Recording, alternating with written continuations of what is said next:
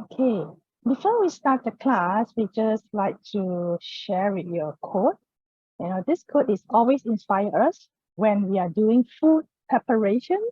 You know, so you talk about how the plants grow and how it becomes it becomes matured, it growing, become matured and become to be served and ready to be served on our table. So I'd like to share with you this quote.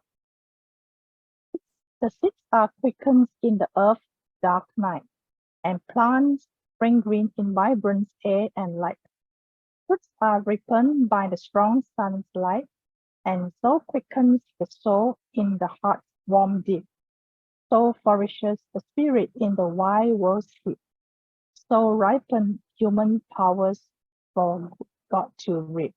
And this quote is by Rudolf Steiner. Well, welcome, new friends or old friends. We are all welcome you to join us tonight. This is one of the demo sessions co-organized by Rasamasa and Kongsi Academy right before Chinese New Year, because we still have 1 week to prepare all our favorite snack and chips. Get ready. That by then we still have 10 days to go. Yeah. So for friends who are new to us, let us give a brief introduction in who we are. As a Rasamasa, we are on the journey to revive the culture of food fermentation through innovations with traditional fermented food, and they are very anxiously and passionate to share with the community widely, because all these friendly microbes can do good for our health in the food and the planet. So who is Kongsi Academy? Kongsi Academy is under the umbrella of Kongsi Co-op, and all the academy, the program is founded based on the principles of the pedagogy outlined by Rudolf Steiner. And this is to inspire a lifelong learning for all ages. Yeah. So when we talk about lifelong education in human development, so the program we offer include self-enrichment and community engagement, essential skill, youth apprenticeships, and associative business. So in future, we welcome you all to join us, to get to know what is the program about and how the education can do some make us different, especially in our human development. All right, when we talk about the chips, I think tempeh chips, everyone love it, and we can see in the market, you can easily get it now, yeah. And why we would like you to learn, and actually you can make it by your own, yeah, because if you make your own tempeh chips, the first and foremost important that you can choose a quality ingredient, especially when we talk about frying dips, frying item, the cooking oil we use. And in fact, we also can make organic tempeh with organic soybean or any kind of beans, and with organic ragi. Yeah. So this is all the goodness to pack into a snack for you and your family.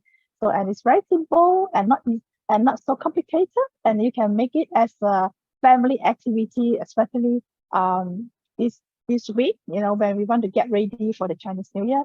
I remember that when I was young, in a childhood time, we love to get together with a grandma and aunties, with my parents, and then we make all the cookies, the biscuit, yeah, and a quick cupcake. Like we did one last Saturday, yeah. So it is so fun, and you really feel the good vibe, and get together the community, yeah. So by making some of your snack or some festive food, actually you can bring people more closer.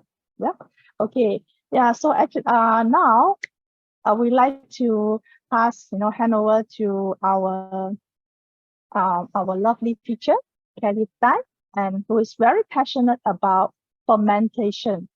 Yeah, especially for tempeh. Yeah, she learned by herself, and even they do a lot of experiment, and in order to find out how to make tempeh easily and can do it at home, she all the way together with friends and went to Indonesia in 2020 before the lockdown, yeah, to learn how to make tempeh with Pak Agus. Yeah, so our teachers is from Indonesia, and Pak Agus really taught us a lot of good tips, less laborious, and not so complicated.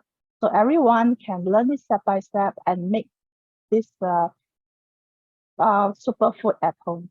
Okay, yeah, so before we started, and we would like to know every one of you, did you have experience to make tempeh before? Yeah, so I will launch just a simple pool so that our teachers, Kelly, would like to have a better understanding of how your goes to. No worry if you don't know how to make tempeh, because later our Kelly will show you step by step on how to make tempeh as well. Yeah, you can just share with us. Do you know how to make tempeh, or do you have any experience to make tempeh? Yeah.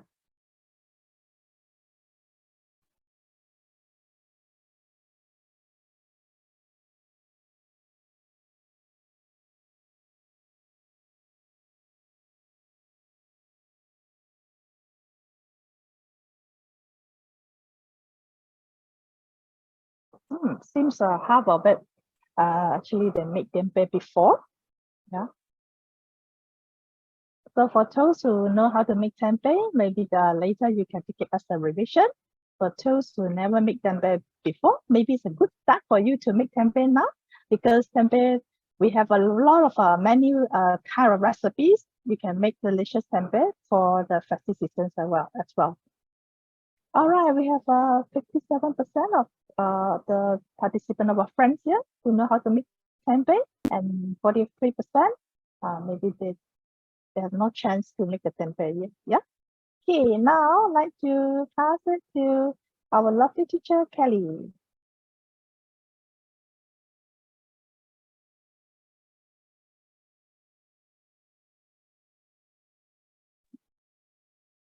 Hi, everyone. Good evening. Yeah, nice to have you here. I have prepared to show you how to make tempeh as well tonight. So if you have not made tempeh before, it's okay. And it's great that, you have not made tempeh and you're already thinking about making tempeh chips. Yeah, that is a good, good sign. Yeah, so you're motivated. Okay, so before we start, I also like to know, right, how many of you have made tempeh chips yourself?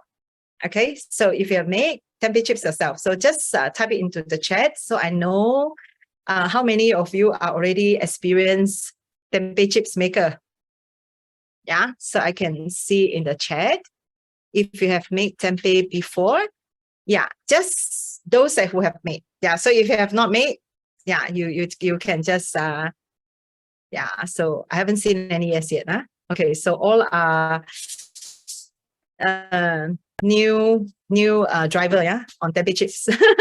Okay, so that's good because I'm also not the expert, but I have made before, so I just want to share with you my experience. And also I like to know anyone who have not tasted tempeh chips at all. So you don't know anything about tempeh chips. You have not tried, be it organic or not. Yeah. Have you tried tempeh chips? No, never tried before. Okay. So if you can type 1 if you have not tried before, so that's faster, yeah, than typing NO, right? So just key in 1 if you have never tasted tempeh before. Yeah. Okay. So some of you have never tasted tempeh before, but most of you have, yeah, which is good. So you already know how it tastes like, which is good. So at least you will not come and ask us, yeah. Okay. Whether is it correct or not, right? You have some sort of comparison. Because we are doing it online, so there's a little bit unfortunate, so that we can't share with you what we have made before. I will briefly explain to you how it should taste like, okay? But if you have tasted some sort of tempeh chips in whatever flavor, you would know the kind of texture, the crispiness, yeah, and the flavor, obviously, yeah. Okay, so in order to make tempeh chips, you first must learn how to make tempeh. Okay, so the process is similar as making tempeh, except the later part, yeah, when we are making it into chips. Okay, so since about 30% of you are new to making tempeh, I will go slightly slower the process. But if you go to Rasa Masa YouTube, we have a very simple video, about 7 or 8 minutes video. You can do a revision there. Yeah, so it's slightly different, maybe some parts, but you know, you can get some idea there. Okay. Just go to YouTube. I think rasamasa.my, right, Sam? Maybe you can share the link. Yeah. So start, we will go from very beginning. Okay. So the very first thing that you need to do is obviously to choose your ingredients. Yeah. To choose your ingredients. So the ingredients that we need obviously is some sort of beans. Yeah.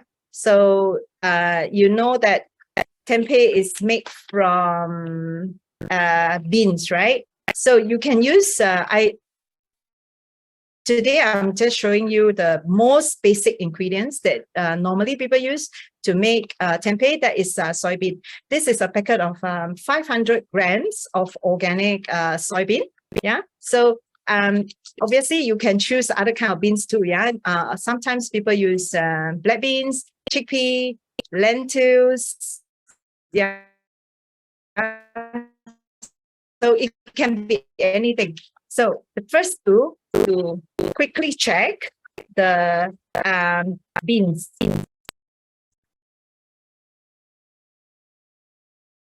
Yeah. So what you can do is you can put into a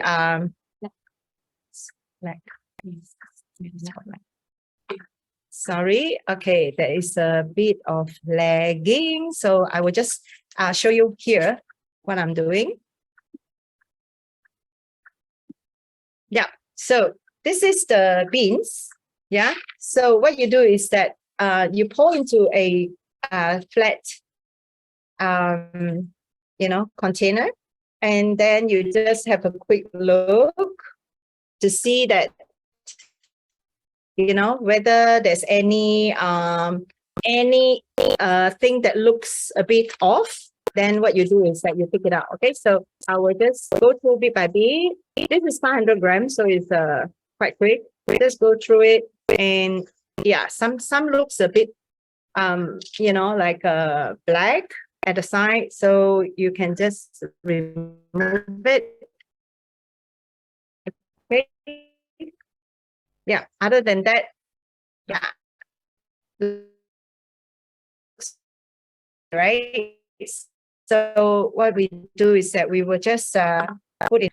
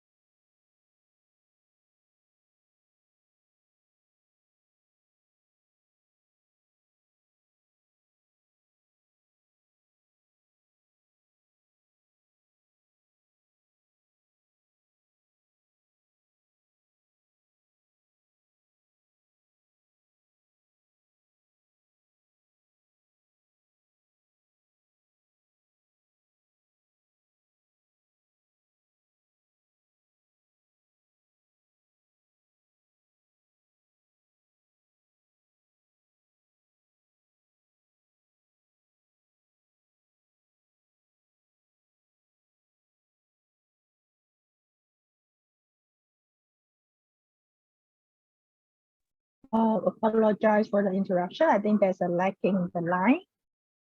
Yeah, I think the line today is not so stable here. We are at the Gongxi house by the river.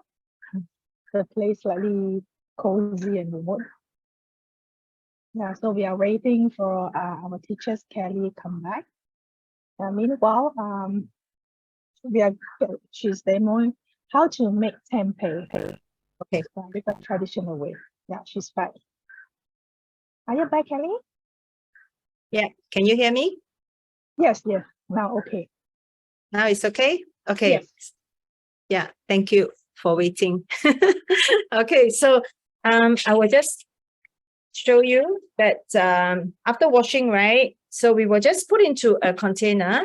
Any container that you have, right? You can cover it tightly. Is good enough. Yeah. So you don't need to get any new container, but preferably some food grade plastic ones. To avoid any kind of breakages, right? Because you know, when it's fermenting, it will release some sort of carbon dioxide. Yeah, the first step of fermentation that we are going to do now is lacto fermentation or lactic acid fermentation, which means we are using the bacteria, lactobacillus bacteria, which is naturally occurring on the grains itself. And also we are going to add in some extra lactobacillus. Yeah, this is the eco enzyme that we make at home. If you want to know how to make eco enzyme, you can go to the website enzymesos.com.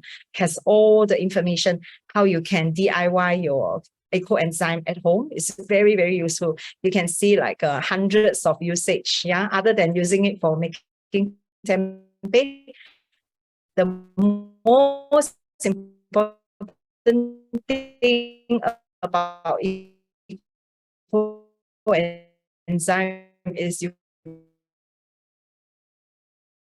can reduce a lot of kitchen waste. Yeah. So okay.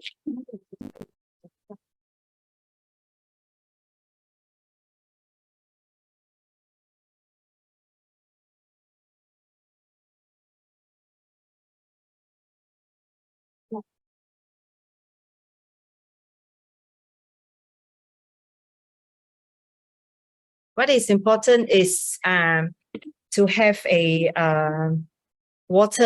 enough water to cover your beans. Okay, so as you know, lactobacillus likes in a no oxygen kind of environment called anaerobic. Yeah, so that means you need to have enough water to cover the beans while it's fermenting. So the safest thing to do is to cover at least 2 to 3 times the height of your beans, or you can use the volume. Yeah, so 500 gram of beans, then you use about 1.5 liter of water. Okay, that is like a gauge. Huh? Okay, so now I will just pour in enough water to cover.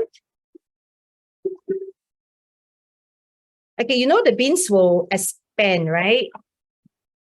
Okay, it will expand when you soak it. So you need to have like enough space, yeah, for the beans to grow. Okay, and this is our favorite starter. Okay, 1 cup of eco enzyme. Okay, so because eco enzyme is also made in an anaerobic environment, and there is already some lactobacillus in it. So just with that, and then cover it.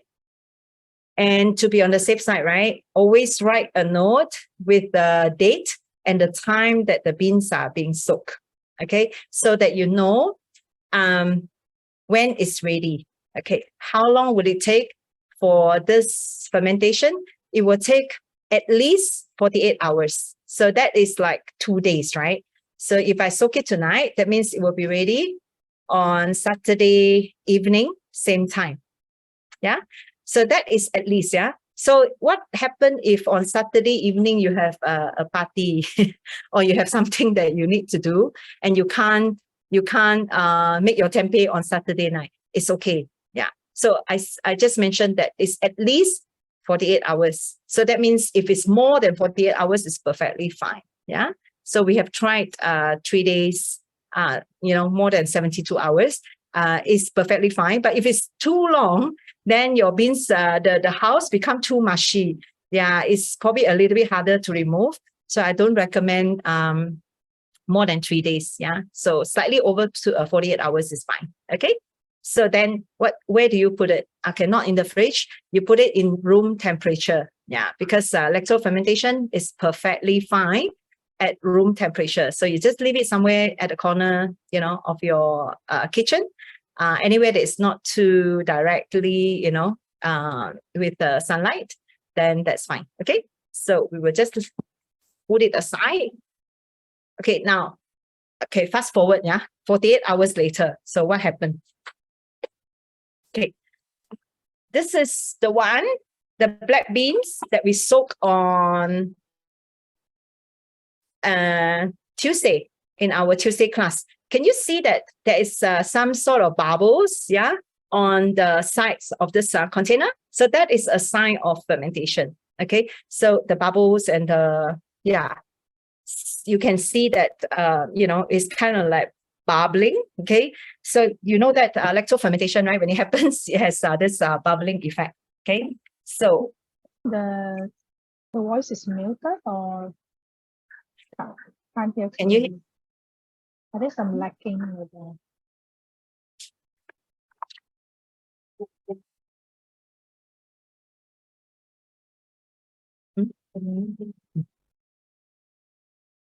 Okay, can you hear, Sam?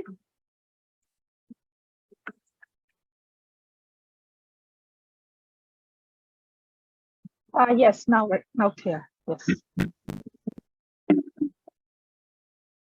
Very like Recording in progress.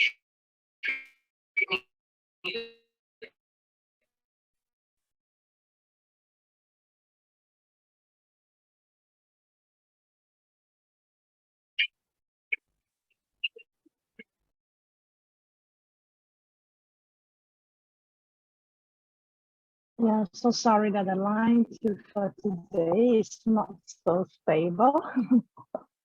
I think the line is a bit.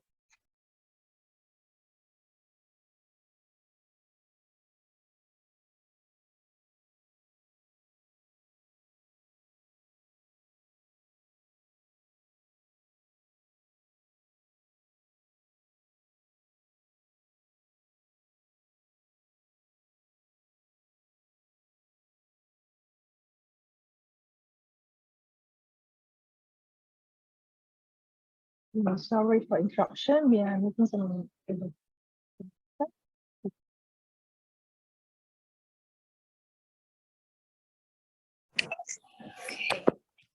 Test. okay. Test.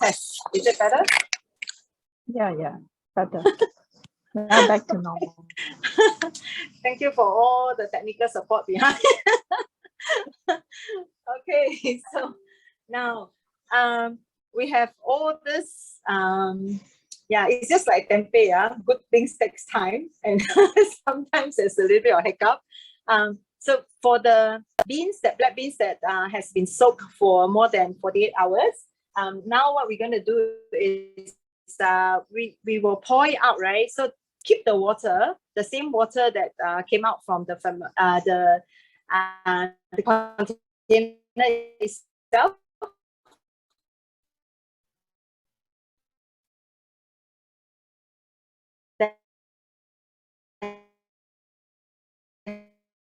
Has been fermented for 48 hours. The drip water is a good dehull.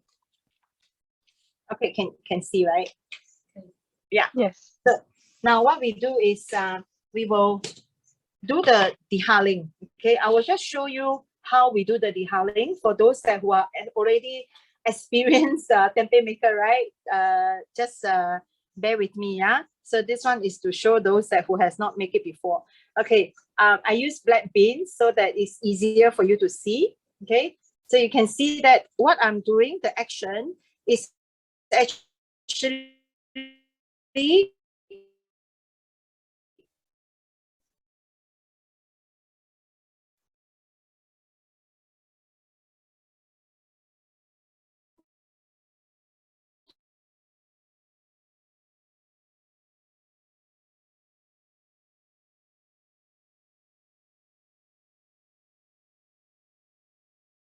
Sorry for the to hiccup. remove the hull, which I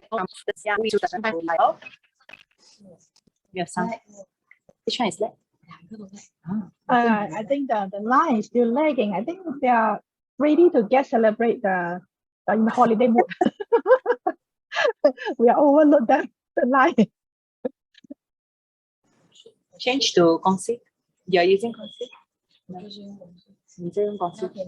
are trying to fix it, the technical issue at the back. Yeah, please slightly be patient a while. Sorry, yeah, we are trying to fix the problem. The technical issue.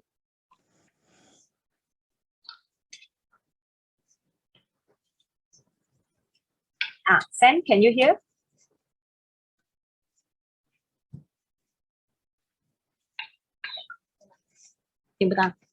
Yes. Now I can hear. Yes. Now you can hear. Yeah. Now Okay. it's better. Yeah. Okay. I think the demo is the camera demo camera is quite okay. That's cool. Okay, Yeah. that's good. Okay, so I will just continue with this. Yeah. So what we want to see is really the house coming off from the beans itself.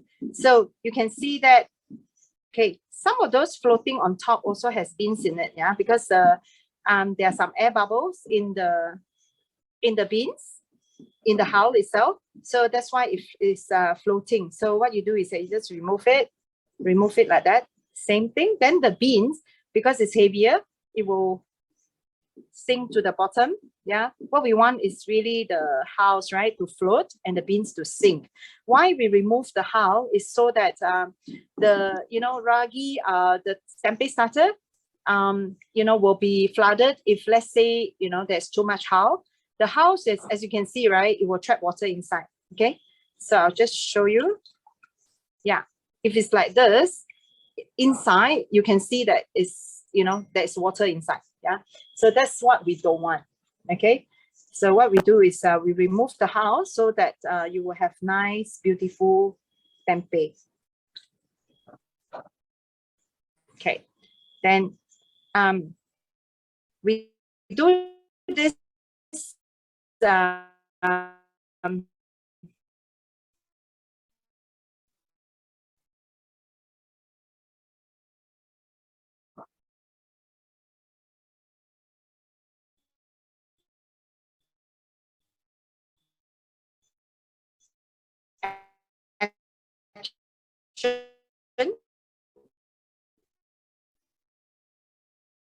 to build a tornado inside of it together with the house. Okay, is the line still okay, Sam? Okay. So you just do it gently like that.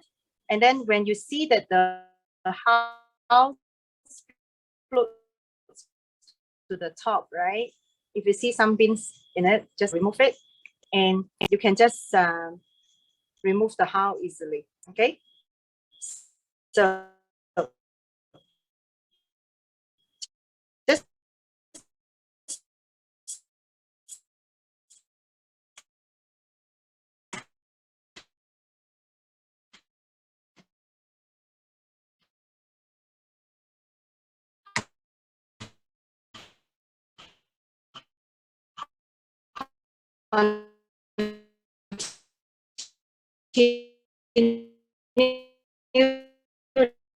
this action a few times. You remove the house, then you continue to more.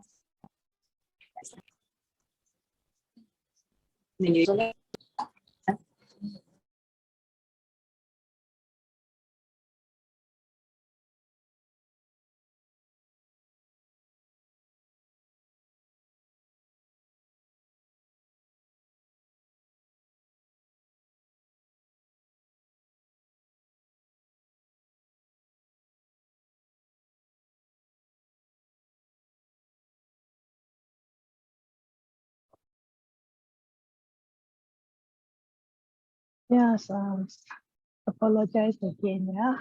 For the line, it's not so stable today, really, because we have no idea why. We are trying to switch instead of using the Wi-Fi. We are going to switch from the data to Safari. It allows another 1 minute to resume it.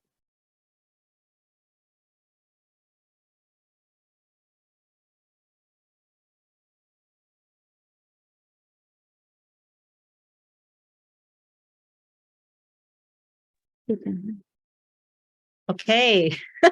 Testing another method. Better? Yes. Yeah, Okay. now better. It's better, yeah. Okay, let's hope this. Yeah. Okay. So it's okay, don't worry, yeah. You have not missed out much. I'm just continuing with the dehuling. So what you do is you will just continue with this process. The trick is that you must have a little bit of gentle strength. And when you see that the beans the house floats up, right, then you gently scoop it up. Yeah, so just continue to scoop out all the, because the house is quite light, right? So by creating that vortex, the how will come out easier. Okay.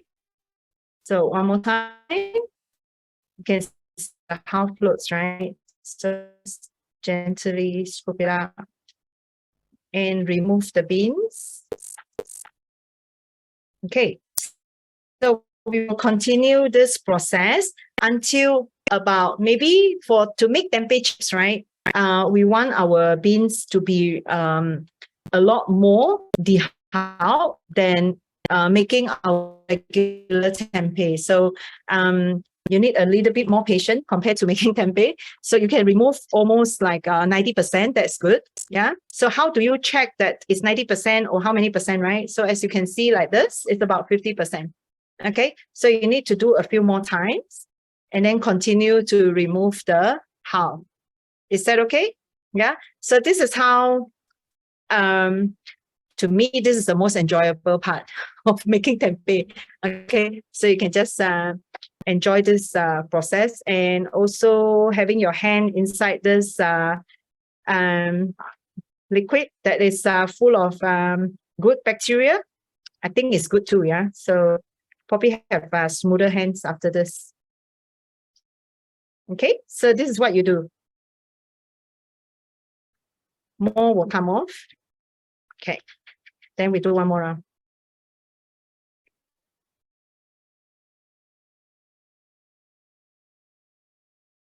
Okay, and just like that.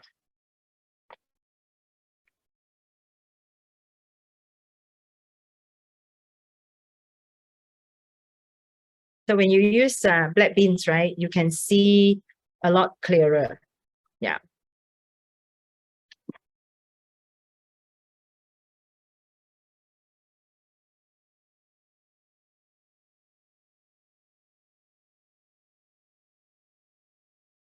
Okay, so continue this process, yeah, until you are happy with the amount of house that is removed from the yeah. This is the amount of house that we have right now. So it's probably about 60–70%. Yeah. So you continue for another 5–10 minutes. You should get the amount of house out to about 90%. Okay. So do an eyeball check. Yeah, slightly better. Okay. So okay, this will build a lot of patience, and also your observation. Yeah. And try to experiment with it. You can try with like maybe 70%, and then if you are not happy with it, change to 80% and then 90%. For me, the reason why I will show you later, yeah, if it's not out mostly, right, what will happen into your tempeh chips? Okay, if you have too much house, yeah, too much whole beans in your tempeh chips, what will happen? Okay.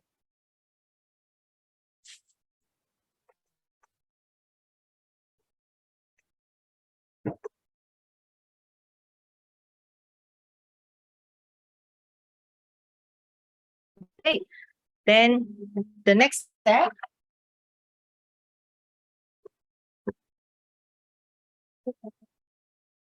So,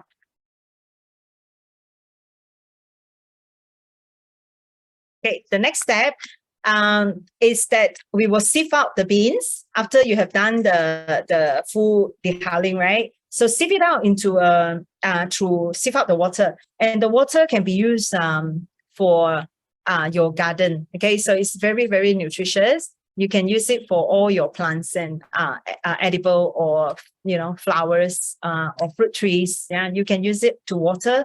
Add more water to it because it's a lot of ness in it. So you can actually dilute it a few times and then use it to water your plant. Yeah, so don't waste it. And then for the steaming, okay, so once you sieve out the water, and the house also is actually very, very good for your compost pile. Yeah, so mix it into your compost. It's actually acts as a very, very good starter to heat up your compost quicker. Yeah, so after we have done this sieving, okay, so what we do is that we will put into a steamer. Okay, so we will steam the tempeh, okay, the beans, yeah, to make tempeh. So the beans, how long do you steam it for? We use Rasa Masak's method, right? We follow our teacher Pak Agus, yeah, the one in Indonesia. He advised us to steam. Okay, I used to boil my beans, okay, but after learning from him, I realized that there is a lot more advantage in steaming the beans. Okay, so it takes a little bit longer, but the beans comes out to be perfect for tempeh to grow. Yeah, for the tempeh starter to grow. Okay, so that's how we why we choose the steaming method is one is you can actually retain the nutrients better. So the water, the nutrients is not leach out to the water. And then the other thing is because you wouldn't want to drink the what they call it, the boiling water in this method, because the beans are sour. So after we dehull it, right, you can taste it, yeah. Or before you dehull it, you taste the beans. It's actually there is this sourish taste at the end before you steam it, yeah. So this is exactly what we want. Yeah, this is what we call lacto fermentation. Yeah, because lactic acid is being produced, so your beans is slightly sour. Yeah, so there is already this natural sourness that we want. Okay, because this sourness, right, will protect the beans from bad mold. Yeah, to grow, right, in the step 2 fermentation. So step 1 is the 48 hours of lacto fermentation. Okay, and then we steam it. The steaming times for most of the beans is about 45 minutes. Yeah, and 45 minutes is a gauge. Okay, so how do you know your beans is fully steamed? That is perfect for tempeh making. Okay, so we want 70% cook. So not 100% cook. 100% cook is like super soft. The softness that you like, yeah, in soup or when you make other kind of soybean products, yeah. But for tempeh, we want it to be around 70% cook, which means there's no more greenish that kind of taste, greenish taste, but is still firm, yeah. So it's not fully cooked. Okay. I will just take out the one that we have been steaming for 45 minutes to show you how it looks like. And the next step that I want to show you is, okay, how do we cool it down? Okay, so it's steaming hot from the steamer. Okay, I just shake out the excess water. When you steam, right, the water traps into your beans as well. Okay. So I use a cloth. This is the organic cotton cloth. Okay, we got the this organic cotton from our friend from Penang, Sun Life, yeah, .my, yeah. Okay, so can share the link. Okay, you can follow them on Facebook as well. She has a lot of nice organic cotton wear. And because she has this nice, beautiful, organic, unbleached organic cotton, right? So we got it from her, and then she got someone to sew this for us, okay, into a nice square that we can use for tempeh making. And we also include this into the Rasa Masa Tempeh starter kit. So when you buy the starter kit, right, you actually have 2 pieces of organic cotton, unbleached organic cotton in the box. So easy, yeah. So what we do is that we will just cool it down this way. Okay, this is the bamboo tray, okay, as you can see, and line with another piece of organic cotton. Okay, when it's steaming hot, okay, you do this way. It actually cools down the beans very quick. Okay, what we want is the result of dry outside, but it's still moist inside. Okay, so when you first pour out the beans, right, it's actually a little bit shiny because of the water on the surface of the beans. But after we have done this cooling down and also drying the beans will become matte looking. So you can actually use your observation, yeah. So, and the bamboo tray actually helps to absorb some of the moisture as well. But if you don't have a bamboo tray, it's okay. You can use any big trays, yeah, like a big basin that you use to clear, for your other function. And also you can use like oven tray, that works as well. Okay, so okay, what I do is that I saw some full beans, right? So I'm just using the spatula to press it and then to spread it some more. Okay, how do you do the checking? How do you know that whether the beans is already dry enough? Okay, so to check the temperature is easy. Okay, so just put your hand. Yeah. Okay, the demo camera is a bit lagging. So you just put the cloth over the beans and put your hand over it. So if you feel that it's still too hot to your touch, then you just continue to fan it. Okay, so that to fan it on the tray. Yeah, so you don't need to have fan. Okay, just do this a few more times. All right, and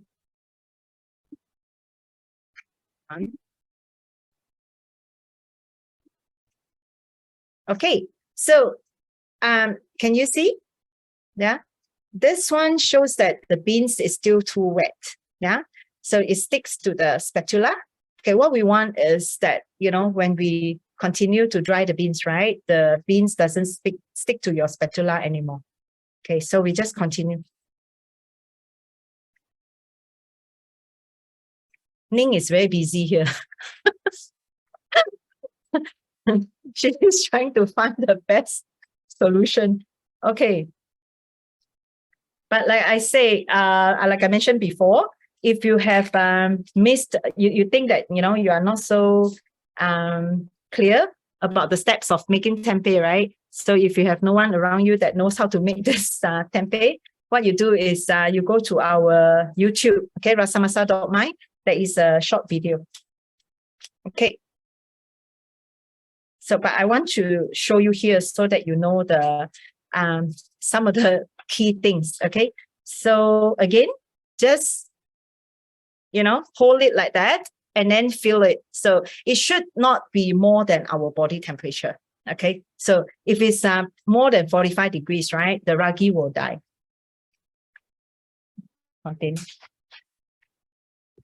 Okay. So it's still a little bit warm. So what I do is I do it a bit more, okay? But it's already dry enough. Yeah, I don't see any shiny thing. And still a bit. So do a bit more.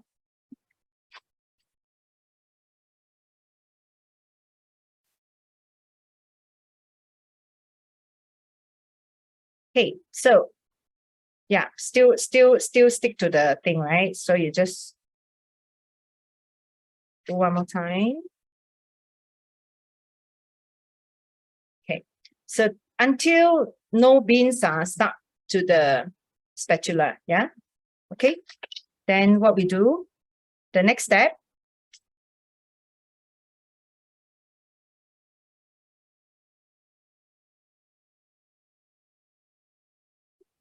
Okay, we take a container with a cover. Yeah, any container will do. Okay, so we want to add in the ragi evenly. So this is one way that you can add your ragi very evenly. This one is suggested by our the ragi maker. Okay, so he feels that we should not waste the ragi because it's very precious. Yeah. So if you already have this rasa masala ragi at home, so all you need is one tiny scoop. The scoop is in this bottle itself. Yeah. So all you need to do, if you have not have the ragi, Samantha later will show you where you can buy the ragi. Okay. So rasa masala ragi is actually made using organic rice. Yeah. So normally for 500 grams of beans, dried beans, yeah. So we use 1 scoop. Okay.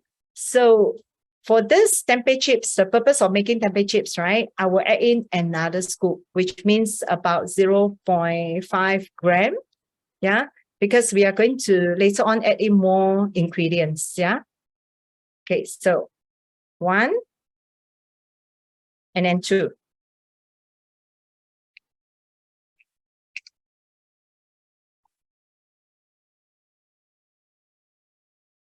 Okay, this ragi is actually very powerful, I would say.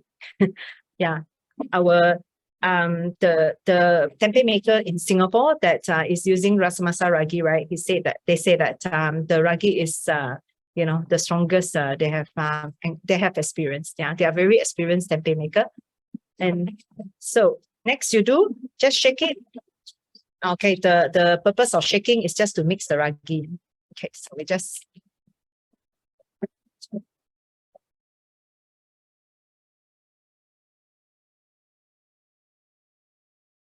that's all you need to do. Okay, so it's now well mixed. So if you want to make tempeh, all you need to do is to take any containers. Okay, so now I want to show you what kind of containers you can use to make your tempeh, right? You can obviously use leaves. Okay, so for leaves, you can use banana leaves, simple air, lotus leaves, any edible leaves is good enough. But for a more express version, yeah. So since we are all homemade fermentation, yeah, home fermentation. So you can use any glass. I like glass containers, these little ones, because you can see the ragi growing and it's very fun to watch. Yeah. So, or you can also use any small. Ning like to use stainless steel one. I'll show you she has this very cool looking stainless steel container. Yeah. So you can also use this if you have this at home. Yeah. Or you can use any tiny glass jar. Yeah, glass jar, the challenge is after it's completed, you might need to cut it to take it out because of the bottleneck. Yeah. Okay. So here, I'll show you how you make your tempeh. Okay. So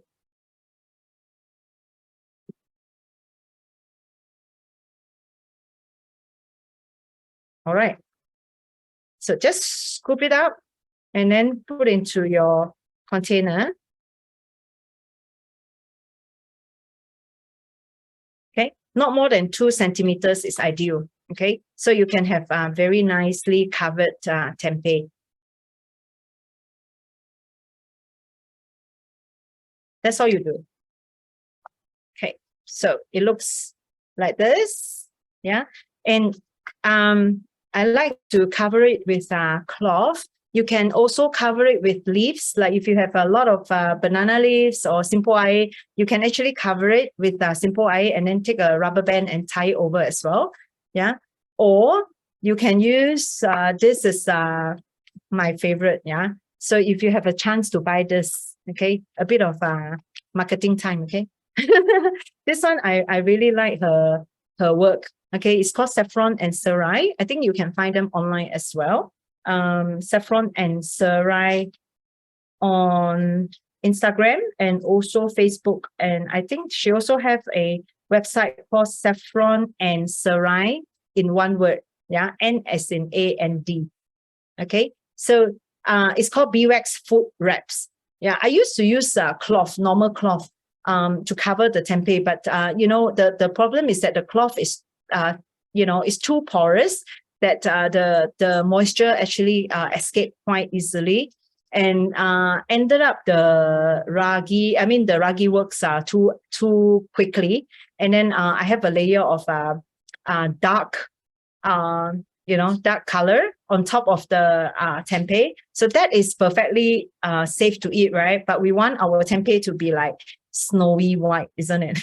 We like our tempeh to be snowy white. You want to get perfect snowy white tempeh, right? Beeswax cloth, or you can also learn to make it yourself. If you can find organic, nice beeswax, you can also learn on YouTube, yeah, how to make your own beeswax cloth. But I would say I have made this beeswax cloth myself, but this lady, her workmanship is so perfect, and it lasts a long time. Yeah, like this one, we've been using it for like multiple times, and it's still like perfectly, you know, pliable, and the beeswax is still very strong. Okay, so just do this, and then you will cover it like that. Can you see? It's like very tight. You can actually move it in like that. You can mold it over like this. Yeah. So if you have simple iron, right, it works the same too. Okay. So either you use natural leaves, yeah, or if you use cloth, maybe you do a double layer, yeah, just to so that the moisture doesn't escape too quickly. Yeah. So this is what you do. And how will it look like after about 40 hours? This is what we make about, this one is about almost 48 hours, because, you know, this more than 48 hours now, because we make this on Tuesday night. So you can see, yeah, this is how it looks like. Yeah. So you can, this is tempeh, yeah. We haven't made tempeh chips yet, right? Okay. So this is how your tempeh should look like. Okay. So this is about tempeh making. So next is how do you make your tempeh chips? Okay. So for tempeh chips, you use the exact same thing. Okay. So sometimes when you're making this at home, right, you can make enough tempeh for yourself, and then, you know, enough tempeh chips also for the family, okay, at the same time. So what we need to do is okay, for you know, everyone's convenience, yeah, I use a scale. Okay, so today what we want to make is, we will try to make about 600 grams of beans, and about 300, so 300 grams, 600 grams of tempeh chips. So 300 grams of tempeh beans, okay, which is inoculated earlier, yeah. And we will add equal amount of tapioca starch. Okay, some people call it tapioca flour, some people call it tapioca starch, and I don't know whether there's other names for it, yeah. But basically, it's tapioca. Okay, it looks like flour, or tapioca flour. Sorry, there's another name. Okay, so it looks like this, and this one we got it at this shop. They sell organic tapioca starch called MH Food. Yeah, so the tapioca here, right? One packet is about 200 grams. So later on, we're going to use about 1.5 packets. Okay. So it depends on your container, because I have one container that I'm going to show you later. It takes about 600 grams of wet tempeh chips. Okay.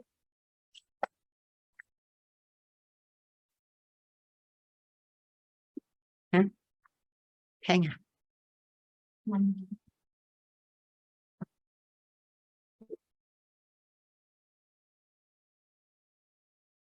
Okay, sorry, I will just repeat. Yeah, the ragi is 2 small scoops. Yeah, so it's about 0.5 grams. There is the, yeah, so that is two scoops, right? So you can try 1.5 scoops as well. It should work just fine. Yeah. Okay, so any questions you can type and I will try to answer as I go along. Okay, so why is it that sometimes your tempeh is a bit like with black color mold at the side? So sometimes it's because unevenness, or sometimes there's too much air in between. Yeah. And also sometimes it depends on the kind of if you use I don't know how you wrapped it, but if you use leaves, right? So make sure you hold it nicely. Okay, hold the leaves nicely, hold the beans nicely in the leaves itself, and then keep it quite evenly without too much tail. Okay, the tail, as in like the beans actually start in between the fold. Then you will get whiter or more snowy tempeh. Yeah. Okay. So back to tempeh chips. So we're going to do about 600 grams. So what we need is about 300 grams of this cooked beans. Okay. Very important. Yeah. If you have the notebook, write it down. 300 grams of cooked beans. Okay. When I was in Indonesia, I actually gave Pak Agus, before I went to Indonesia to learn tempeh from Pak Agus, I gave him a list of things that I want to learn. And tempeh chips with him, but we ended up talking a lot because there are so much things that we share in common about support local farmers, trying to preserve the soil and earth. So yeah, that's why for Rasa Masa we use only organic beans, because while giving us good food, we at the same time, right, also giving back a little bit to the soil and nature. So that's what we want to do our little bit, in terms of our daily life. Okay, so and Pak Agus actually didn't have time to show me exactly how tempeh chips is made. But what he did is that he verbally tell me, okay, how I can make tempeh chips. Yeah. So we learned the formula of making tempeh chips. So when I came back and I just experiment with it, and then figure out, and then through his support in WhatsApp, we kind of figure it out. Okay. So we've been making tempeh chips in the last two festive. Most of the time we make for ourselves and our family, friends around us. And yeah, so this is the easiest way to remember how to make tempeh chips. Yeah. So 300 grams of tempeh beans, okay, that you have inoculated, and then 300 grams of tapioca starch or flour or powder. Okay, so 1:1. Yeah. So also sometimes there are some recipes shows that you can actually reduce the tapioca to about 40%. Okay, so you play around with it. Okay, today we are going to do the simple one, 1:1, easy to remember. Okay, too close to Chinese New Year to try too many things. Okay, so we will put in the tapioca starch.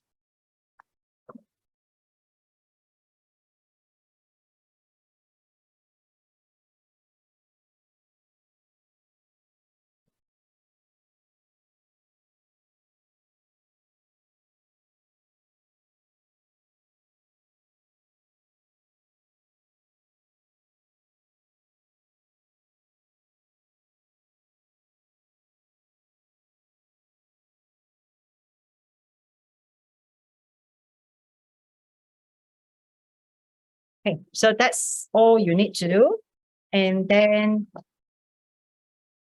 okay, just mix it well. Like coat all the beans with this tapioca starch. Okay.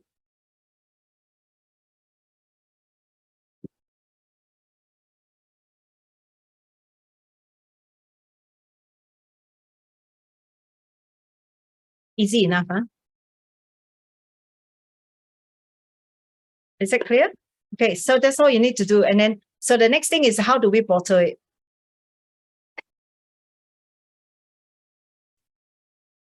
Okay. And it's a bit hang.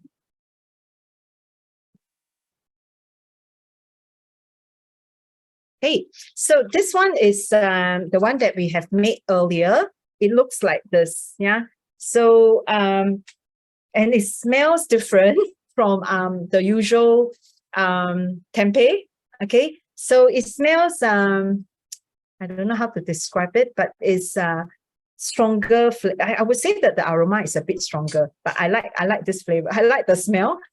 And then when you fry it, after you fry it, right, your tempeh chip also has a mild aroma of the same thing. Okay, so what we will do is, okay, here I just want to show you how it looks like. Okay, when you take it out, right, it looks like a cake. Okay, looks almost like your tempeh, right? But it's harder. Okay. Normally tempeh is not, yeah, this one you can feel it's very firm. Okay. It's actually quite firm. Yeah. So and then what we do is that later on we will cut it and we will show you how we cut it and fry it. Okay. So I'll just put it aside and I will use the same container. Okay, since we are using it for, okay, there are some moisture inside because of the fermentation. Okay, so this one is after about 48 hours. Normally the fermentation will be perfect at about 40 hours. So you can see that there's a bit of dark maturing. Yeah, the spores actually become matured, right? So there's a bit of dark patches, yeah, on top, but that is perfectly all right. Yeah, so if it's at 40 hours, you should have perfect looking tempeh chips. And then what you do is that if you have no time to fry it yet, what you do is that you removed it and you put in a container, your Tupperware or whatever the container, and then you keep into the fridge. You can keep it for a few days, yeah, while waiting for the perfect time to fry it. Okay. Now what we do, we will just scoop this, and then, okay, it should not be too thick as well. I realized that when I make it too thick, right, the fermentation doesn't happen on top. So there's this thin layer of powdery things on top. So it's not so good.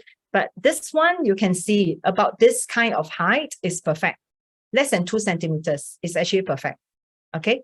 So, okay, the key thing is we need to press it, okay, to make it firm. Yeah. So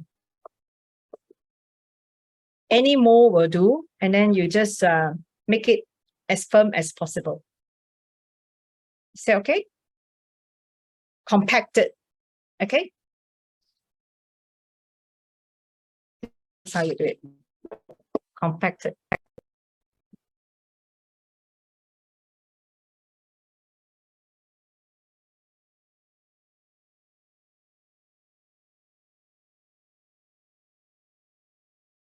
Yeah, until you can feel that it's firm and there's no more air trapped in between.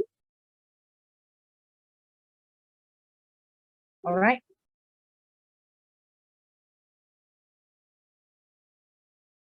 Okay, so once it's compact, okay, use your palm. Okay, if you can fit your hand in the container, right, just press it with your palm. Okay.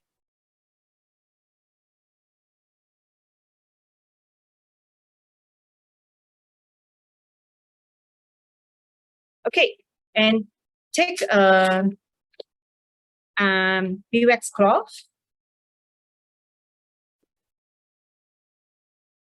Same thing, just cover it. That's all you need. And then you keep it like how you ferment your tempeh as well, exactly the same.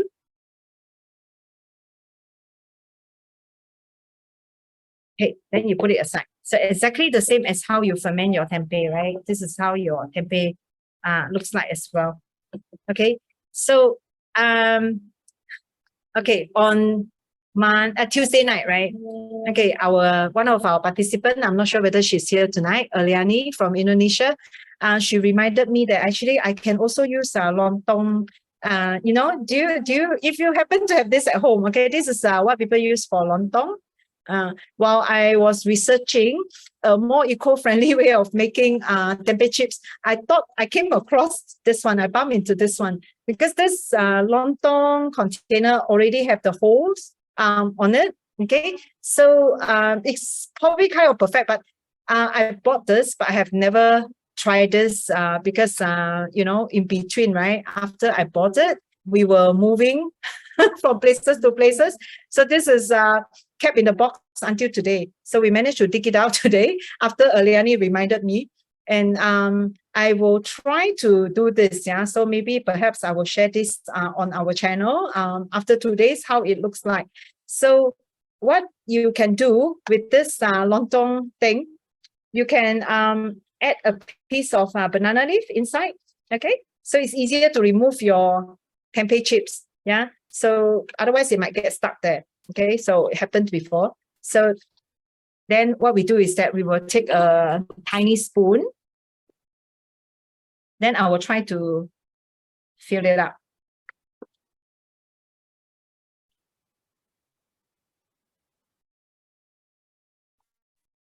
So it's nice. We have many people sharing different ideas.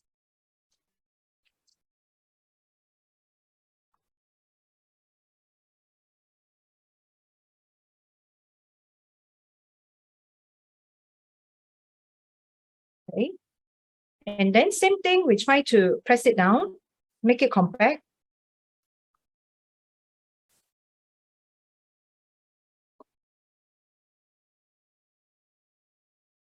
Okay, the bottom one, try to lock it. Yeah. So you have nice, tiny, round tempeh chips. Yeah. So this one will comes out like a coin, I think, a small coin. Yeah, it will look very cute. Okay, so just press like that. Make it compact as much as you can. Yeah. Bit more.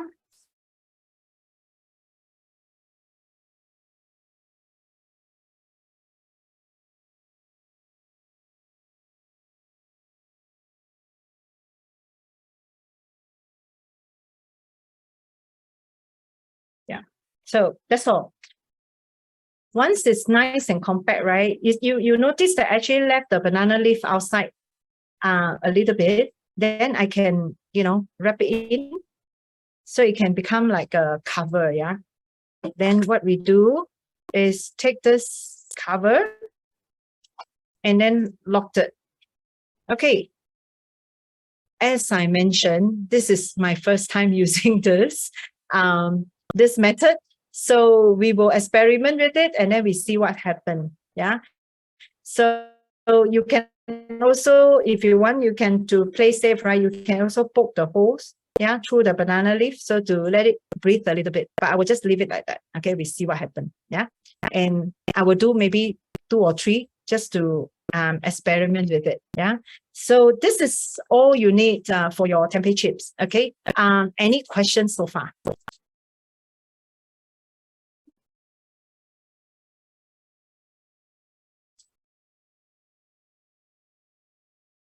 Yeah.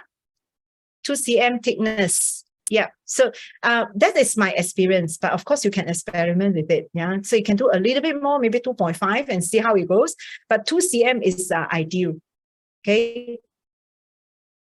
You can buy, I bought lontong, this, this thing on Shopee. Yeah, I found this on Shopee. So you can try. And there are many versions. Yeah, I bought this stainless steel one. There are also some aluminum ones. Yeah, cheaper.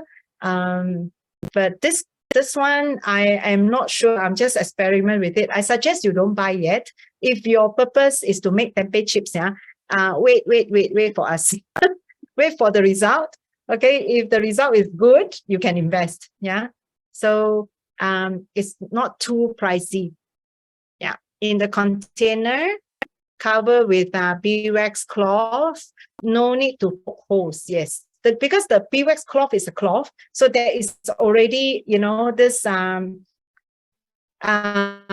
natural breathability in the cloth itself, and the beeswax just add a bit more what do you call that, coverage. Yeah, it adds a little bit more tightness in that fabric, so the moisture gets to keep in the container better, because for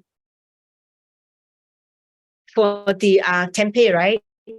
Tempeh to grow, for the tempeh ragi to grow, you need a few things. Okay, a good temperature, which is for Malaysia is perfect, or Indonesia is perfect. This kind of temperature, about 30 degrees Celsius, is perfect for tempeh. And the other thing that you need is actually a bit of moisture. Just now we mentioned, right? They need a bit of moisture, but not too much. But how the moisture comes about, because we never add any water in the beans itself, right? Remember, we dry it some more. Okay, of course the beans inside is a bit wet, yeah, slightly moist, but the moisture is actually generated from the heat. Okay, so if you have like if you wrapped it with leaves, right? Okay, you can experiment with it. You can open up after about 30 hours. You can see that there's a lot of moisture, but at the end of the fermentation, the moisture is almost totally gone. Yeah, because it's absorbed by the ragi itself. Yeah, to use it for further developing. Okay, so this is all all you need to know about how you make your tempeh chips. Yeah, so no water is needed. It's true. Yeah, no water is needed. Okay. Yeah. The moisture is self-generated by the heat. Okay, so the next step is the most important steps. Okay, how do you fry your tempeh chips? Okay, I have tried baking. It doesn't work for tempeh chips. Okay, but you can actually do a quick frying, and then after that, bring it to your oven to complete the process, and you can get very nice tempeh chips. Yeah. So, but for today, right, I will just show you how traditionally the Indonesian does their frying. Okay, and again on Tuesday. Okay. Okay. Oops. Okay, I'm just going to heat up the oil.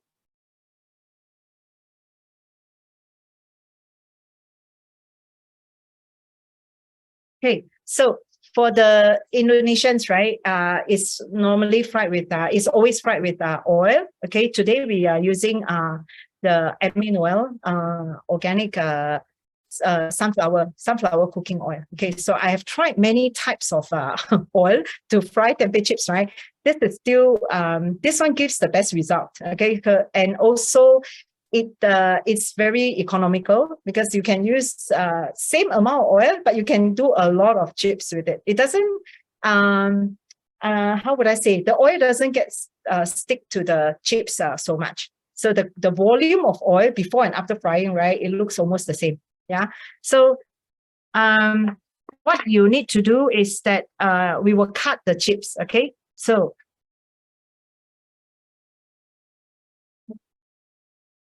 okay.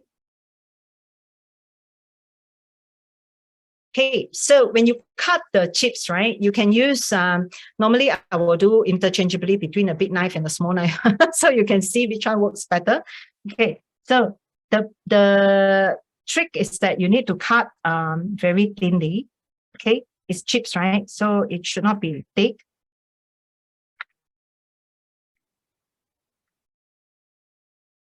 Okay, so we can also use a big knife. I think it works the same.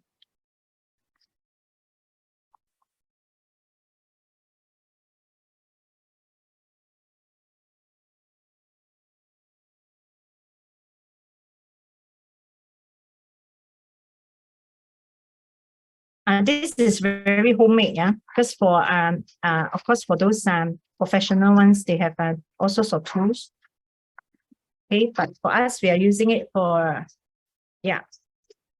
Your chips looks like this, yeah. So traditionally, the tempeh chips is round. Okay, today we are showing you. You can have all sorts of shapes. Okay, so if your container is a bit broader, you get longer chips. If the container is a bit slimmer, okay, I'll show you. another one that looks like that. Okay, I use a clay container to make. This is a ceramic container. Okay, you can also do the same. Okay, so it looks like, you know, it's a bit what do you call that? Thicker and probably slimmer. No, it's almost the same. Yeah. So you can also do this kind of shape. Okay. So okay, I will show you.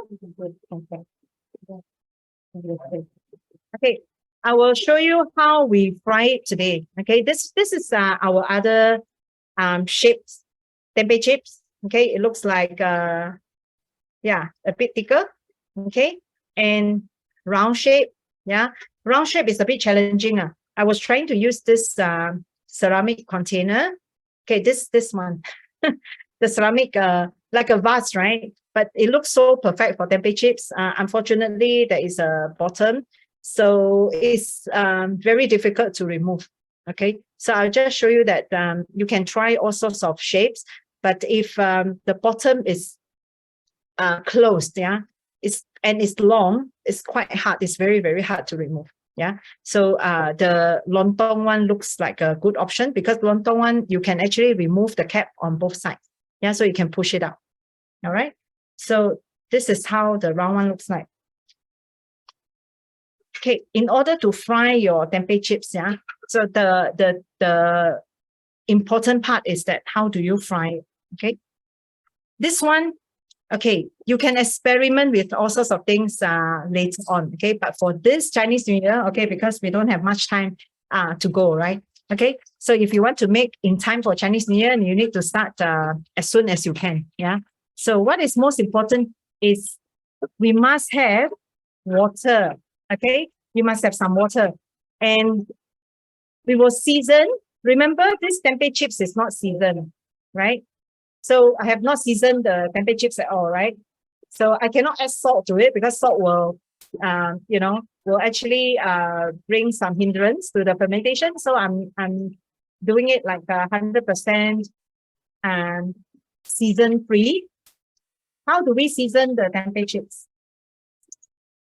Okay, so we will add some salt to the natural salt. Yeah, we will add some natural salt to the tempeh chips. So you add a little bit. Just give it a very mild saltishness to your tempeh chips. Okay, you don't need a lot of salt. And you can also add some flavors to it. Okay, so today I will add some. This is an organic curry powder that I have at home. So I will just experiment this as well. Okay, so you get like if you like garlic onion, you can actually mash it or make it into a paste, yeah, and add into the water. Okay, so that's all you need. Add a little bit of curry powder so it gives a bit of flavor. Then just make sure that it's mixed well.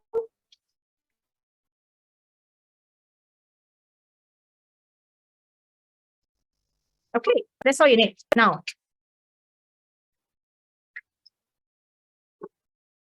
to the frying pan. Okay, so we're going to swap the camera to the another station, yeah, to the frying station.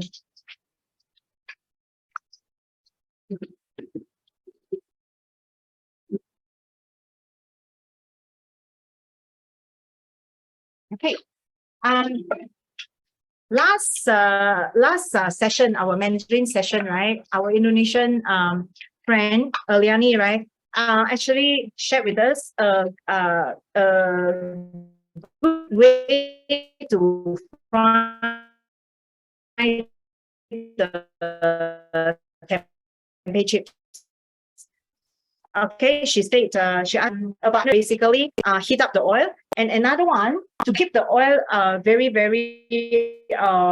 low temperature, yeah, not as high temperature. and then I will fry it here, and then when the tempeh chips kind of like become a bit what do you call that? You can see that, you know, there's some more light bubbles, yeah, from the chips itself. Then I should remove it from first pot and then bring it to the second pot. Okay, so today we will demo the method that's suggested by Eliani. Okay.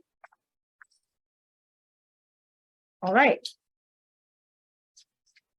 Okay, so what we do is you will take your tempeh chips that we just cut, okay? And this is the seasoning that we have made, yeah?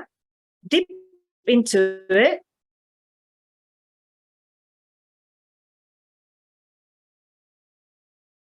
Okay, lightly.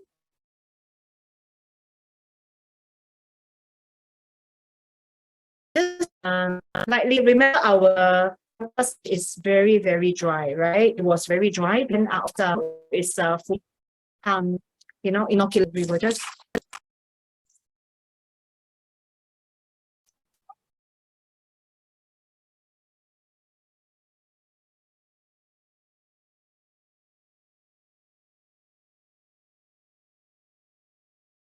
more like tempeh sticks, huh?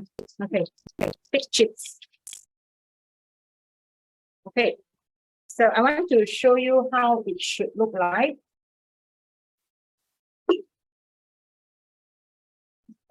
Okay, this is what Eliani said. Yeah, I should remove it now and bring another pot.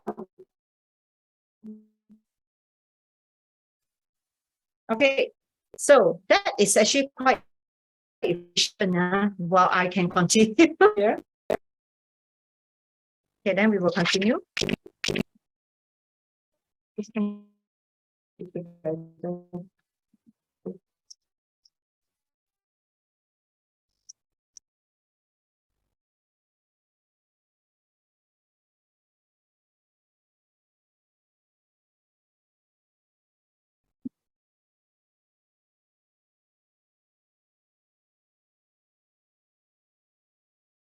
Okay.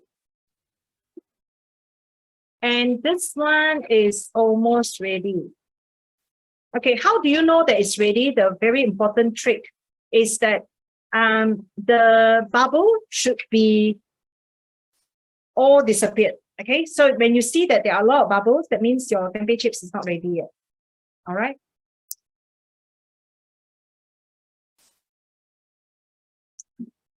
Okay, I'm just trying to split them because it gets stuck together, but it's don't worry, it can actually you know, you can actually pull it off quite easily. Okay, so don't worry about them sticking together. When it's sticking together, you just leave it, and then when it's almost cooked, right, you can easily use a chopstick or a, you know, some spoons to pull it off. Yeah, can you see that it's the bubble is almost gone? Yeah, but still with bubble. Okay, while this one is bubbling, we will just take care that both.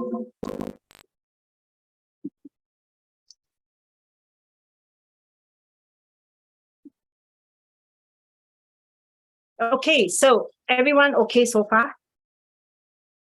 Yeah. How many of you will make tempeh chips for this Chinese New Year? Javin, yes. Great. Yeah. So and another thing that you can observe is that once your tempeh chips is you know, it's fried, right? So obviously we will drip off if there's any excess oil, and then when you eat it, if you notice that it's a little bit you know, like not so crispy anymore, don't worry, just put into the oven and bake it at about 150 degrees Celsius, or 125 is fine. So around there, between 125 to 150 degrees Celsius for just a minute, then the crispiness will come back again. Okay, so that is, yeah. Okay, this one is at very, very low heat. So actually it's quite good. It's not burn or anything at all. Okay, then what we do, I will just remove this. Okay, can you see that there's no more bubble? Okay, I want you to see that. Yeah. Okay, yeah. So the bubble is like gone. Yeah, compared to earlier when we were frying. Actually, both are almost ready. Okay, then we will remove it.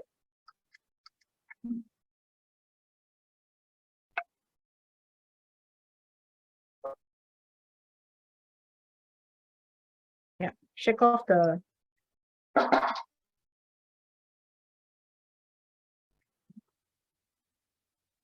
Okay, pull it down a little bit. Okay, so this is also ready. Anyhow, I will just put it into here. See what happened, eh? Yeah, it's already done. Yeah, no more.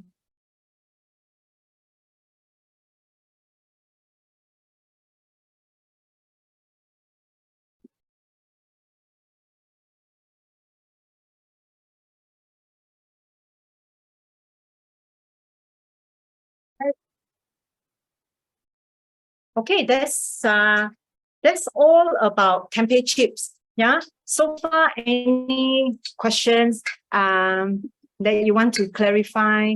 Yes, you can bake for about 1-2 minutes in the oven to reheat. Yeah, reheat takes about 1-2 minutes. I mean, can be I don't know, a few minutes. Yeah, but not too long because we don't want it to be burnt. Yeah, we don't want it to be too burnt. So you just leave it inside, preheat the oven and put in the chips. Yeah, maybe maximum 2 minutes. Yeah, then it should be the crispiness should come back again. Yeah. Okay, so let me show them. I just show you. This is the temperature. You can see that it's really not much. Yeah, not much oiliness. There's still, I can see a bit of oiliness in it, but after a while, it will kind of like, dry off in a way, absorb into the tapioca and the beans itself. Yeah. So, yeah, there you go, your festive tempeh chips. Okay. Sorry about a slight delay, right? Because of all these technical problems. Yeah. So I hope you can stay on for a few minutes. Yeah, Samantha has some news and some, what's next to share with you. So give her a few minutes. Yeah, it's okay. And we also hope that one day you can visit us at this Kongsi house. Although a lot of things are still technically not fit yet, but yeah, we are now doing it bit by bit and trying to make it as the home to Rasa Masaya. Finally, after a year of being nomad, we have a home. Okay, hope to see you here one day. Over to you, Samantha. All right. Thank you, Kelly. Thank you, everyone. For patiently, joining us, even though earlier on there's a lot of hiccups for the line. Yeah. Hey, so anyone really would like to make tempeh chips this coming New Year? Yeah, I believe you all will do so, right?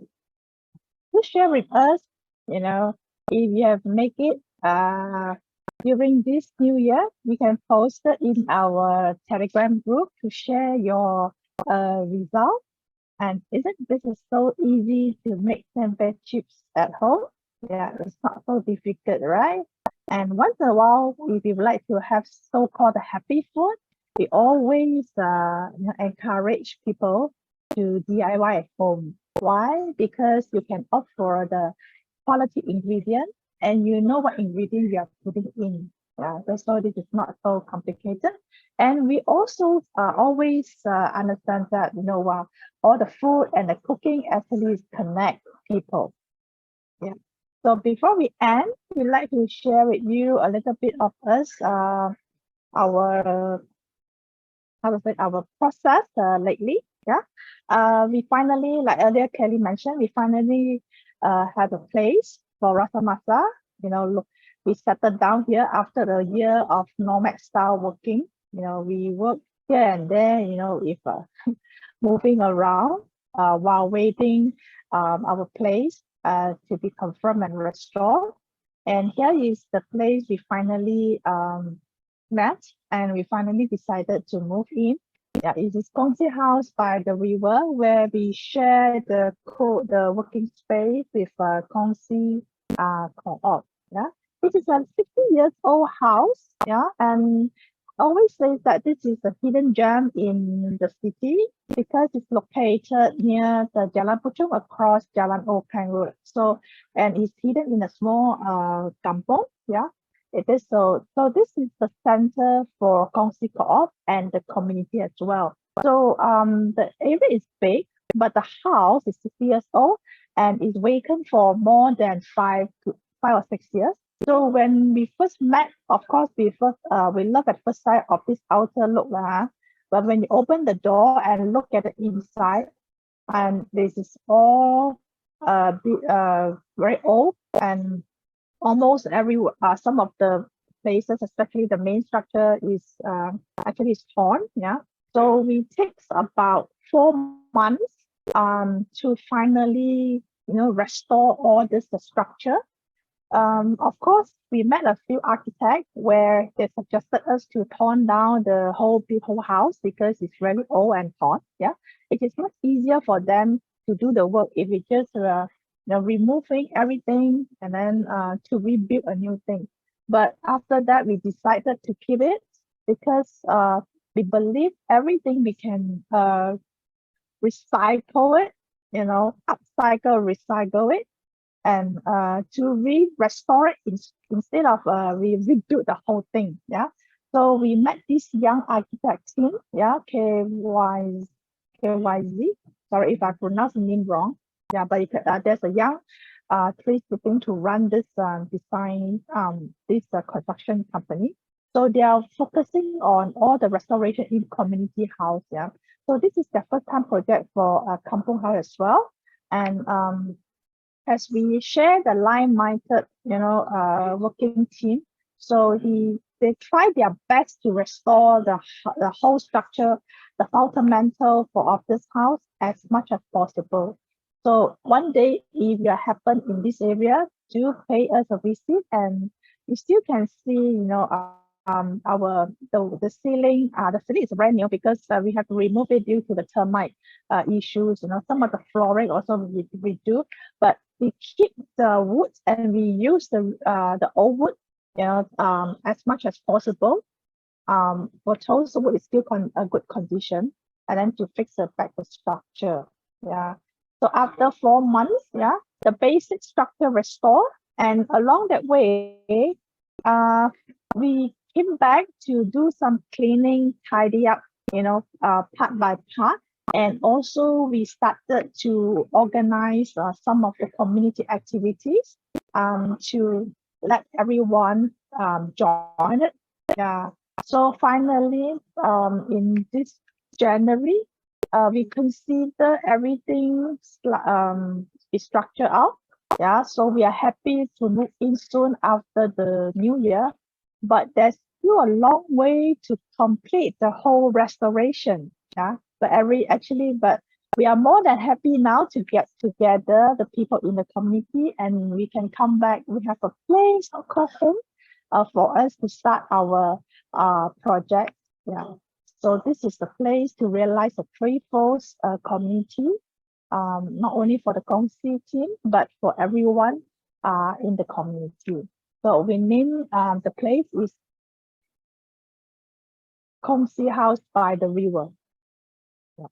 Okay, I think I didn't share the screen. Yeah, sorry. I think okay, let me share the screen so you can have a quick look on this photo. Okay. So for some of them, here, this is the photo I mentioned. Is is a 60 years old. Yeah. And then after 4 months, hey, now look better. You know, when at night, when it light up, yeah, where everyone will feel warm. Yeah. And during this period of time, there's so many people, friends, you know, they come together.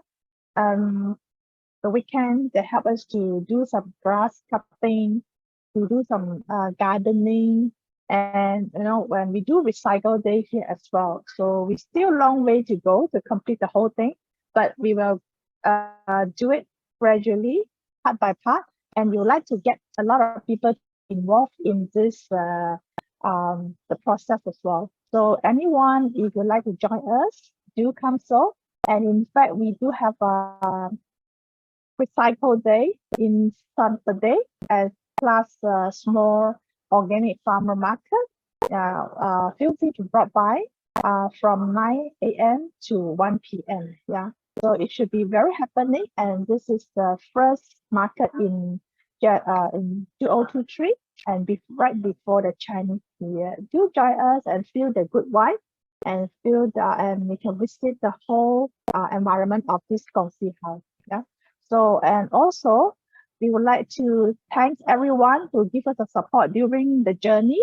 And of course, for today, if you would like to give us the support, for the restoration of the Gongxi house and the community development, please, we are welcome and also appreciate that you do so. Yeah, you can do any token, and you may freely contribute. Yeah, and to keep this project going on for the community. Yeah, and we are so thank you for your support and for tonight participation. Yeah, we would like to, I will share you the link and to join the group.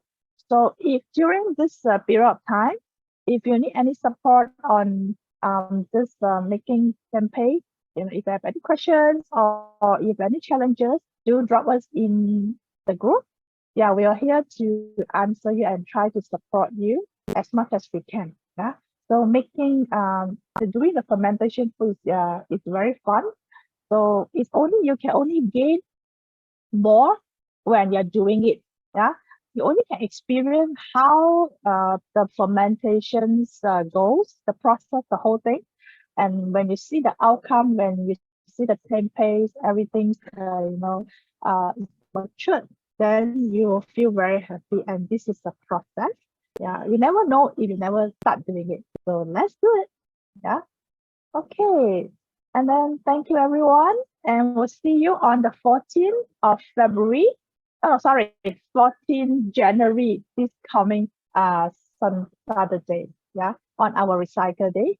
Do join us and let's meet together this Saturday from 9 a.m.